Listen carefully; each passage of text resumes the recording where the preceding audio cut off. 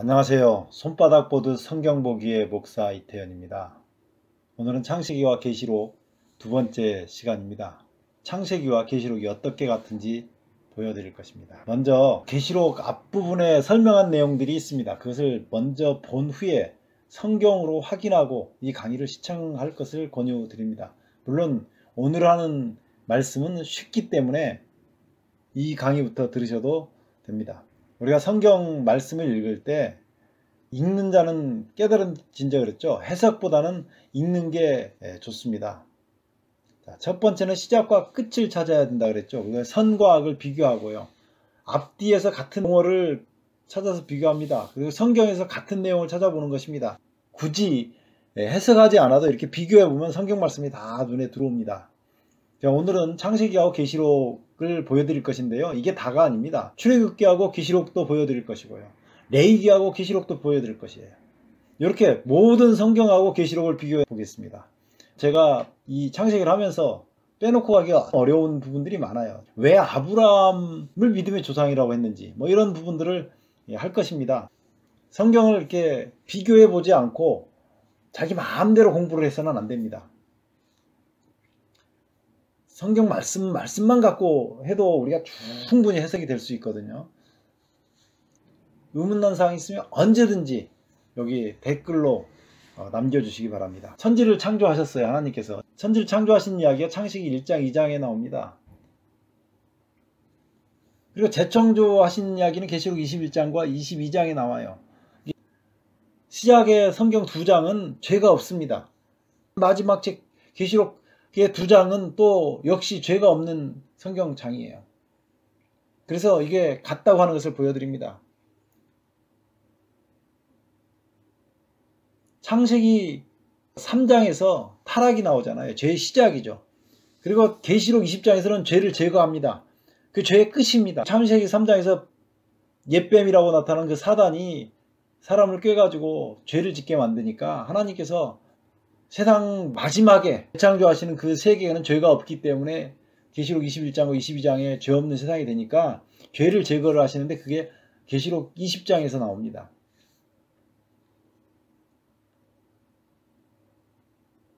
그리고 그 다음 두 가지 경배가 나옵니다. 창세기 4장에서 두 제사 있죠. 아벨의 제사와 가인의 제사.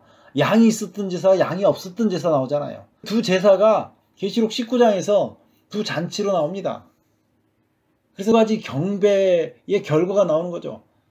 어린 양으로 제사를 지냈던 사람은 어린 양의 혼인잔치에 들어가는 거고요. 그리고 곡식을 가지고 제사를 드렸던 사람은 곡식은 하나님께서 받지를 않으셨어요.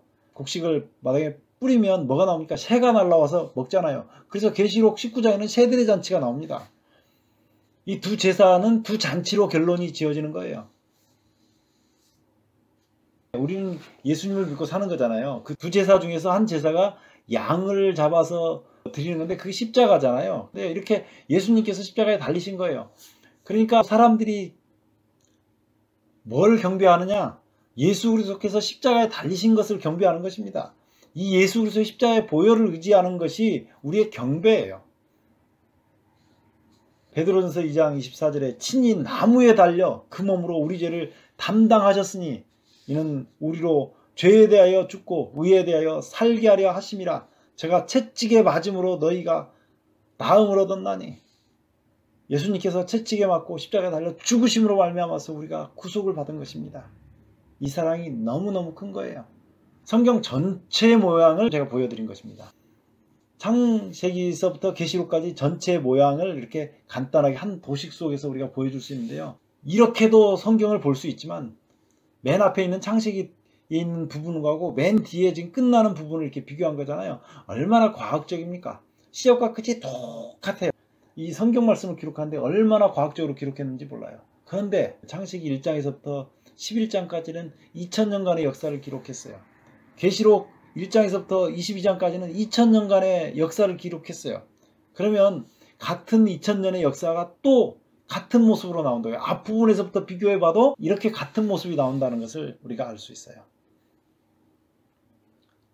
자, 넘어가 보겠습니다.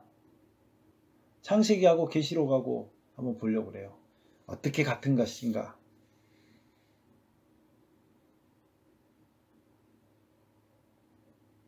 창세기 1장 1절부터 2장 3절까지 천지창조를 했습니다. 그리고 계시록 1장에서부터 3장까지는 7교회가 나옵니다. 천지창조를 며칠 동안 했습니까? 네, 7일 동안 했습니다. 첫째 날이 있는 것처럼 에베소 교회가 있고, 둘째 날이 있는 것처럼 서문화 교회가 있고, 셋째 날이 있는 것처럼 버가모 교회가 있고, 넷째 날이 있는 것처럼 두아디라 교회가 있고, 다섯째 날이 있는 것처럼 사대 교회가 있고, 여섯째 날이 있는 것처럼 빌라델비아 교회가 있고, 일곱째 날이 있는 것처럼 라우디게아 교회가 있어요. 이제 많은 사람들이 이 성경을 연구할 때 이렇게 연구합니다. 에베소, 서머나, 버가모, 두아디라, 사대, 빌라델비아, 라우디게아 교회를 동시대에 있었다라고 생각하고, 지금도 에베소 교회도 있고 서머나 교회도 버가모 교회도 있고 이렇게 보는데, 틀리다고 얘기하는 건 아니에요. 그런데 우리가 좀 생각을 해봐야 됩니다. 첫째 날, 둘째 날, 셋째 날, 넷째 날, 다섯째 날, 여섯째 날, 일곱째 날인데 시간 단위는 24시간입니다. 저걸 뭐 1000년씩 주장하는 사람들은 성경적 근거가 전혀 없는 주장을 하는 것이고요. 7교회가 있어요. 하루는 24시간 단위가 되는데 7교회는 순서대로 보는 것이다. 상당히 이거는 성서적인 근거도 있습니다. 첫째 날, 둘째 날 이게 순서대로 오잖아요. 첫째 날하고 둘째 날이 동시에 공존할 수는 없는 거잖아요. 그래서 일곱째 날까지 전부 연달아서 오는 것처럼 7교회는 에베소 교회가 끝나면 서문화 교회가 오고, 서문화 교회가 끝나면 버가모 교회가 오고, 버가모 교회가 끝나면 두아디라 교회가 오고, 두아디라 교회가 끝나면 사대 교회가 오고, 사대 교회가 끝나면 빌라델비아 교회가 오고, 빌라델비아 교회가 끝나면 라우디게아 교회가 온다라고 보여져요. 순서대로 온다고 보면 우리가 지금 있는 이 시대가 라우디게아 교회 시대라고 하는 것을 말하는 거죠. 계시록에서요, 우리를 나라와 제사장으로 삼는다고 말씀하시고 6절에서요. 그 다음에 7절에서는 바로 이렇게 나옵니다. 볼지어다 구름을 타고 오시리라. 각인의 눈이 그를 보겠고 그를 찌른 자들도 볼 터이요 땅에 있는 모든 족속이 그를 인하여 애곡하리니 그러하리라 하면, 우리를 나라와 제사장으로 삼는다고 그랬는데 그 나라와 제사장으로 삼을 때 십자가의 피로 나라와 제사장을 삼는다 그랬거든요. 우리를 피로 사가지고. 그런데 그것이 에베소 교회에서도 이 하나님 백성을 피로 사서 나라와 제사장을 만드셨고요. 서문화 교회에서도 똑같이 나라와 제사장을 피로 사서 만드신 것입니다.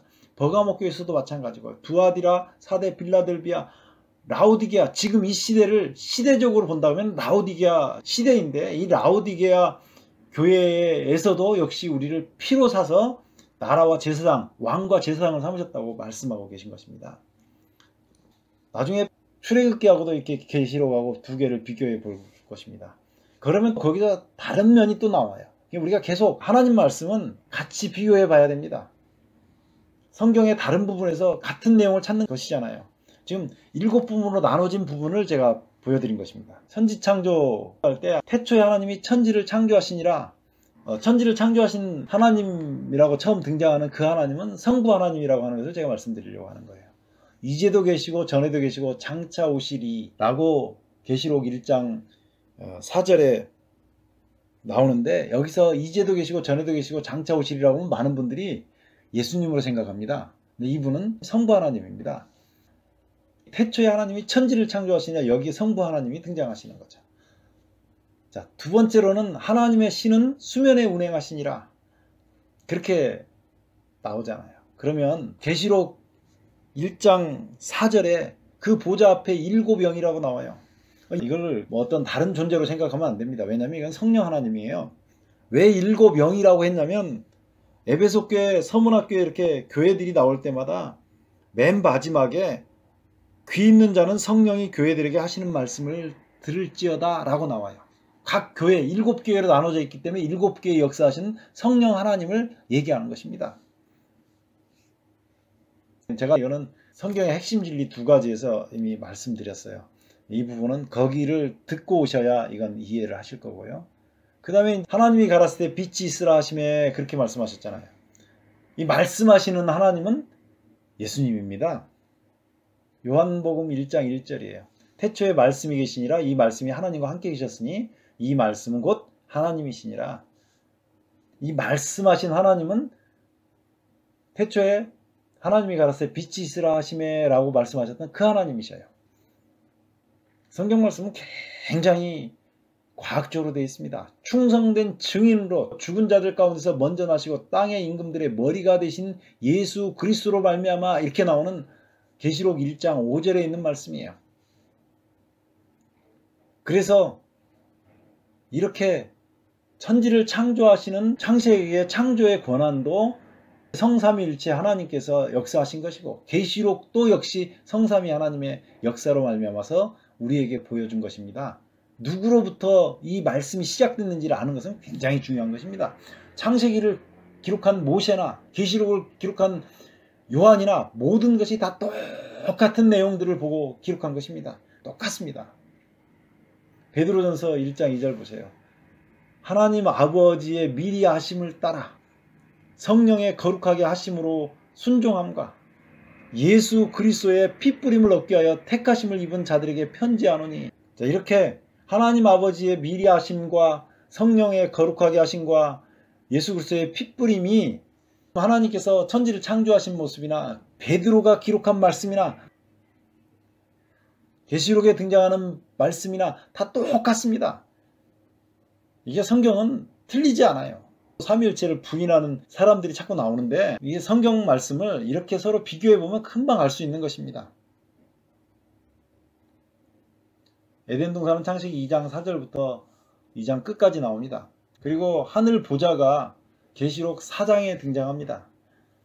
자, 에덴 동산하고 이 하늘 보좌를 비교해 보려고 그래요.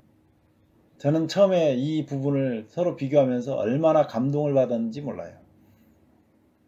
한번 먼저 말씀을 비교해 보겠습니다. 생기, 그래서 생명이 됐잖아요. 여호와 하나님이 흙으로 사람을 만드사 그 코에 생기를 불어넣으신 사람이 생명이 된지라 이렇게 나오잖아요. 여기서 생명이 됐다고 하는 것은 네페시 하야입니다. 네페시는 호흡이고 하야는 살아있는, 그래서 살아있는 호흡이라고 하는 뜻이에요. 제가 말하는 것은 그냥 직역한 것입니다. 이걸 영혼이라고 이제 번역하고 이렇게 하는데 그런 문제는 차후에 두고 일단은 있는 그대로 직역을 해가지고 말씀드린 거예요. 요한이 성령의 감동에서 올라갔는데 거기 또 7명 그 성령 하나님이 나오는데 성령에 감동했다고 할 때 그 성령이 푸뉴마입니다. 이 푸뉴마는 바람이죠. 여기에 네페시는 호흡인데 살아있는 호흡, 호흡이라는 것은 바람이 들어갔다 나갔다 하는 거잖아요. 그 노아홍수 당시에 동풍을 불게 했다 할 때 동풍이 카뎀이고 루아인데 이 루아를 이 신약에서 헬라어로 번역할 때 푸뉴마라고 번역한 것입니다. 그래서 바람, 호흡 이거는 굉장히 관계가 있어요. 이거 뭐 굳이 해석 안 해도 다 감동 받으셨을 걸로 생각하고요. 그다음에 3가지 보석이 나옵니다. 에덴 동산은 정금이 있었고 베델리엄이 있었고 호마노가 있습니다. 계시록에는 벽옥과 홍보석과 녹보석이 나옵니다. 자, 계시록 4장 3절인데요. 앉으신 이의 모양이 벽옥과 홍보석과 같고 또 무지개가 있어 보좌에 둘렸는데 그 모양이 녹보석 같더라. 벽옥, 홍보석, 녹보석 이렇게 3가지 보석이 나오는데 보좌는 하나 있는데 그 보좌에 있는 보석이 3가지가 나온 거예요. 그러면 이렇게 보시면 돼요. 아버지 하나님, 예수님, 성령 하나님 이렇게 삼위일체 되신 하나님의 그 보석 있죠. 이게 삼위일체를 지금 보여주는 거거든요. 여기 창조 때 보면 정금과 베델리엄과 호무노라고 하는 3가지 보석이 나와요. 참 신기하지 않습니까? 그 다음에 4줄기 강이 에덴 동산에서 나옵니다. 4줄기 강이 나오는데 하늘 보좌에는 유리바다가 나와요. 요렇게만 비교하고 가겠습니다. 그 다음에 창세기 2장에 보면 들짐승과 육축과 새들과 그것들의 이름을 짓는 사람이 나와요. 근데 하늘 보좌에 4생물이 나오는데 첫 번째는 사자 같고 두 번째 송아지 같고 세 번째는 사람 같고 네 번째 독수리 같아요. 들짐승, 사자 비교가 되잖아요. 육축, 송아지, 육축이라고 하면 집에서 키우는 그 짐승을 육축이라고 그러는데 육축의 대표 송아지, 그 다음에 사람 모양은 사람 모양이고요. 새들은 독수리가 대표적인 거잖아요. 물론 이 계시록에 나오는 이 4가지 형태의 생물은 사자는 짐승의 왕이잖아요. 그래서 마태복음이 왕으로 오신 예수님을 보여주고 그 다음에 마가복음은 종으로 오신 예수님, 소가 종처럼 일을 많이 하니까 송아지가 종으로 오신 예수님을 보여주고요. 그리고 사람으로 오신 그 예수님, 그는 누가복음에서 보여주고요. 그 다음에 독수리는 높이 떠서 있잖아요. 그래서 하나님의 권능을 보여주는 것이기 때문에 요한복음이 하나님으로서 예수님을 보여주거든요. 그래서 이렇게 보여지는 거고요. 그리고 하나님이 천지를 창조했다는 것이 창세기 2장에 나오는 거고요. 계시록 4장에는 하나님이 만물을 창조했다고 나옵니다. 그래서 두 가지를 비교해 볼 수 있는 거예요.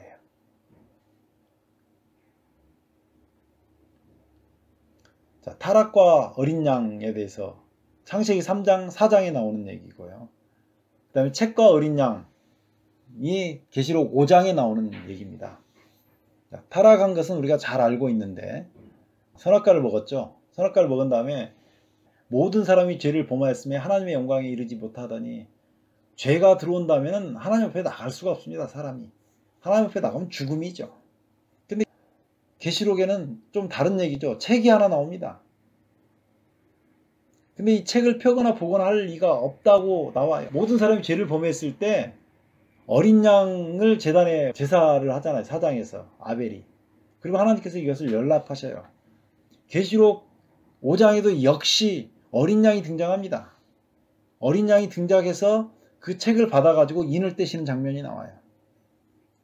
계시록 5장에는 하늘 보좌가 있는 곳이기 때문에 타락하는 내용은 나오지 않지만 책을 펴지 못하는 얘기를 나오는 것이고 이렇게 나와요. 그 다음에 나오는 내용은 더 놀라울 정도로 똑같습니다.